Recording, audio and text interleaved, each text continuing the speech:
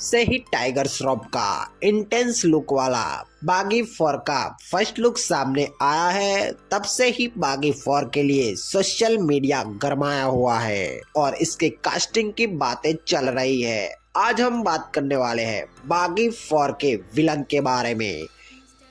बागी 4 में टाइगर श्रॉफ के सामने कौन सा विलन लोहा लेगा?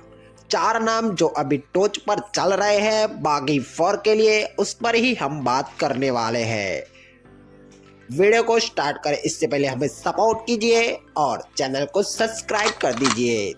चैनल को सब्सक्राइब जरूर कर देना भाई। बागी 4 के लिए मेकर्स की सबसे पहली पसंद है फवाद फाजिल। जी हाँ, पुष्पा मूवी के विलन यानी कि फवाद फाजिल।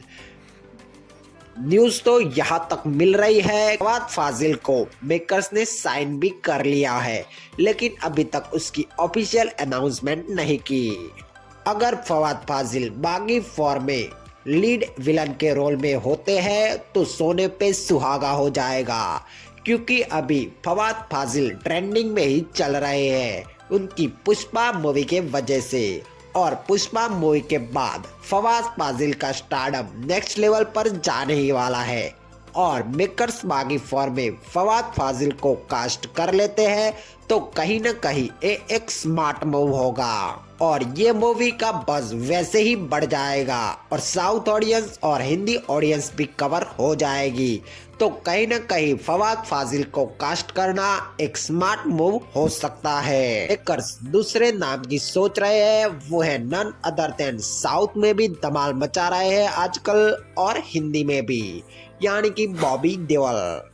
अभी बॉबी देओल विलन के रोल में जिस तरह से चल रहे हैं भाई साहब, टाइगर श्रॉफ और बॉबी देओल का अगर फेस ऑफ होता है बागी 4 में तो भाई साहब टाइगर श्रॉफ के सामने एक तगड़ा विलन माना जाएगा।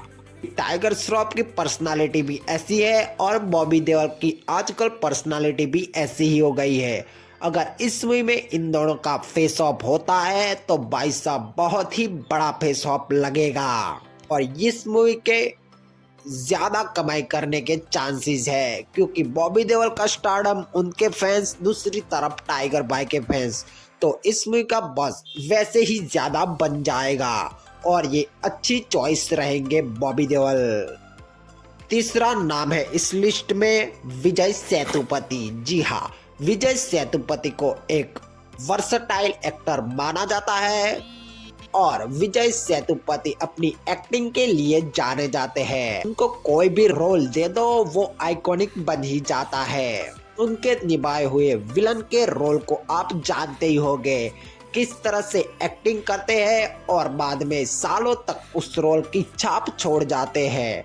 अगर विजय सेतुपति और टाइगर श्रॉफ का फेस ऑफ होता है तो साउथ ऑडियंस और हिंदी ऑडियंस में अच्छा बज़ बन जाएगा और कहीं न कहीं ये मूवी कलेक्शन में सारे रिकॉर्ड तोड़ सकती है। तो विजय सेतुपति भी मेकर्स के लिए एक अच्छी चॉइस रहेंगे।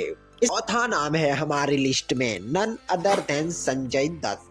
संजय दत्त और टाइगर श्रॉफ का फेस ऑफ होगा तो भाई बहुत ही देखने में बहुत ही जचेगा, क्योंकि इससे पहले हमने संजय दत्त और टाइगर श्रॉफ के आमने सामने विलन के रोल में नहीं देखा है और ये फेस ऑफ भी एक स्मार्ट फेस ऑफ हो सकता है। मेकर्स अब किसको बागी 4 में विलन के रोल में कास्ट करते हैं वो देखने लायक होगा। मेरी लिस्ट में 5वां नाम है, मुझे सबसे ज्यादा पसंद है, वो है विद्युत जामवाल।